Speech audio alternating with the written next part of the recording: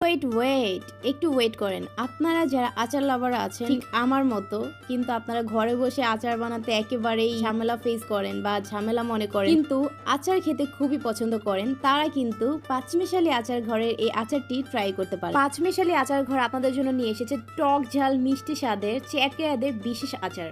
আমার হাতে যে দুটি আচার দেখতে পাচ্ছেন, একটি হচ্ছে আমড়ার আচার, আরেকটি হচ্ছে চালতার আচার। পাঁচমিশালি আচার ঘরের আচারগুলো বিশেষত্ব হচ্ছে তারা ঘরোয়া পরিবেশে হোমমেড এবং অথেন্টিক ফ্লেভারের আচার বানিয়ে থাকে। কি ভাবছেন, আচারগুলো দেখে খুবই লোভনীয় লাগছে?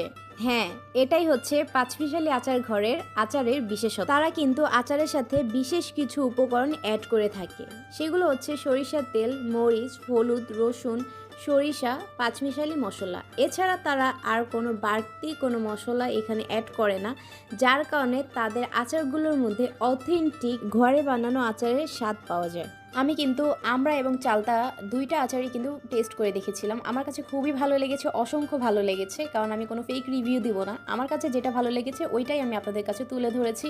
এবং এই আচারটিতে আমি একেবারে ঘরে বানানো ফ্রেশ একটি আচারের স্বাদ পেয়েছি। আপনারা কিন্তু ঝাল টক এই মিষ্টি স্বাদের আচারটি খিচুড়ির সাথে বা খালি মুখেও আপনারা কিন্তু খেতে পারবেন। তো আপনারাও যদি ঘরে বানানো ফ্রেশ অথেন্টিক আচারটি ট্রাই করতে চান, তাহলে কিন্তু এই যে পাঁচমিশালি আচার ঘর পেজে ইনবক্স করে আপনারা আপনাদের পছন্দ অনুযায়ী আরও অনেক আচার এখান থেকে অর্ডার করতে পারবেন।